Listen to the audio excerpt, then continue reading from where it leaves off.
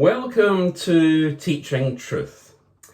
One of my favourite films when I was younger was Back to the Future, which launched Michael J. Fox on his film career. Do you remember how he travelled back in time? He travels back in time and he allows his knowledge of the future to determine how he lives in the present. Because he knows the future, he seeks to influence people, especially his parents, to conform to the future he knows for certain awaits them. That's the best way I can find to introduce our theme for this week, Back to the Future. For we want, in a sense, to do just that, to go back to the future in order that what was prophesied in the past by Daniel in the 11th chapter of his exciting historical and prophetical book might determine how we live in the present. Today in our reflections, we want to think about the trial that is prophesied. Have your Bible open at Daniel chapter 11, and you'll see that the first 35 verses of the chapter deal with trials, deal with conflicts, deal with world events which would occur during the almost 500 years before Jesus was born. Now, for Daniel writing in 530 BC, it was prophecy. But for us looking back today, it is history. Everything that was prophesied came true. And therefore I want to share with you in an almost history lesson type sense the historical events which took place in order that we can then understand that those events which took place were what Daniel actually prophesied. Let me just pick out for you the key points of the chapter. First of all, the Persian and Greek wars. Daniel 11 verses 2 to 4. 4 more kings would rule Persia after Cyrus, and the fourth would be the richest. The mighty king who would emerge was Alexander the Great, and he divided his kingdom between his 4 generals, 2 of whom were Ptolemy and Seleucus. That was prophesied, and it took place.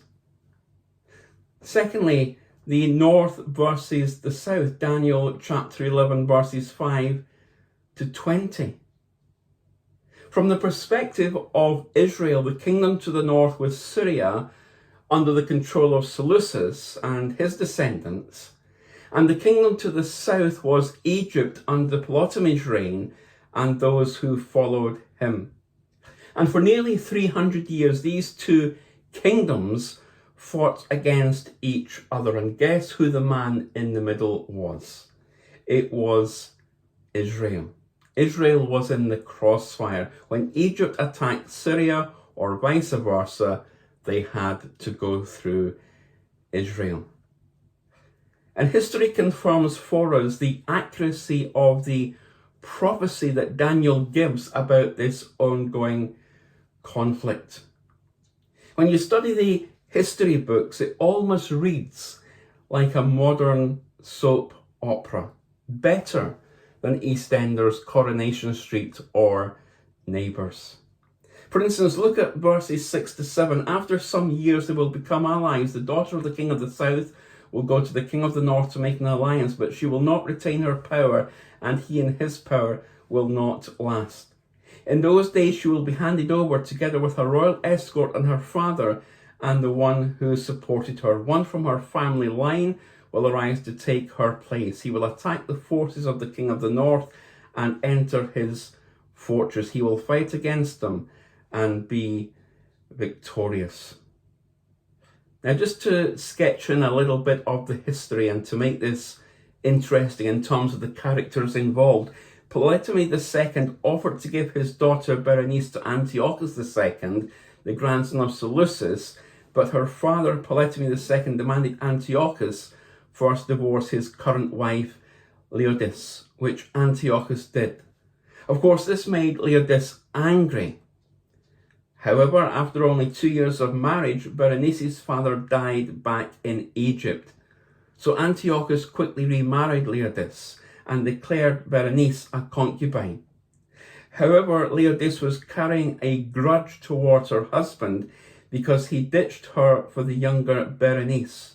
And soon after their remarriage, Laodice poisoned Antiochus and then killed Berenice, her child, and her entourage. Meanwhile, back in Egypt, Berenice's brother became the new king, and when he heard of his sister's murder, he invaded Syria, killed Laodice, and beat up on Syria. Now, I tell you, Coronation Street, EastEnders, and neighbours cannot beat that. But all of this, and here's the point I want to make and to snatch at, all of this happened exactly as Daniel prophesied. The soap opera continues because 60 years later, the king of Syria tried the same thing. In 193 BC, Antiochus III gave his daughter Cleopatra to the Egyptian king Ptolemy V. This was the first Egyptian queen named Cleopatra, and was actually Cleopatra VII. But when the first Cleopatra got to Egypt, instead of influencing her husband towards Syria, she fell in true love with her husband and became a supporter of Egypt.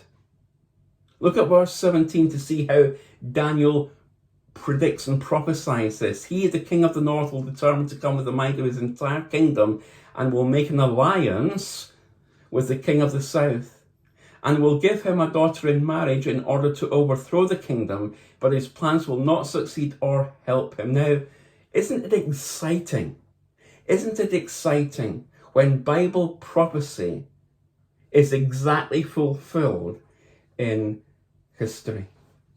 And finally, we see in Daniel chapter 11, verses 21 to 35, the wicked king. The third part of this historical section is about our friend Antiochus Epiphanes, who we met a few chapters ago. We met him as the little horn in Daniel 8, a forerunner, a type of the future Antichrist.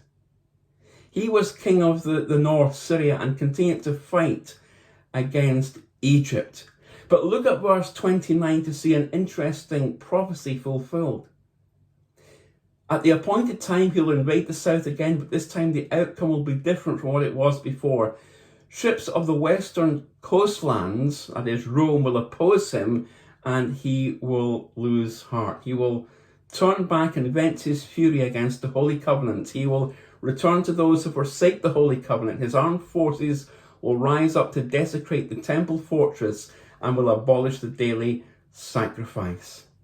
Now, once again, history confirms the exact accuracy of this prophecy. For in 170 BC, now here's the history lesson coming again, Antiochus led his mighty army against Alexandria in Egypt. And the king of Egypt, knowing he was outnumbered, appealed to Rome for assistance.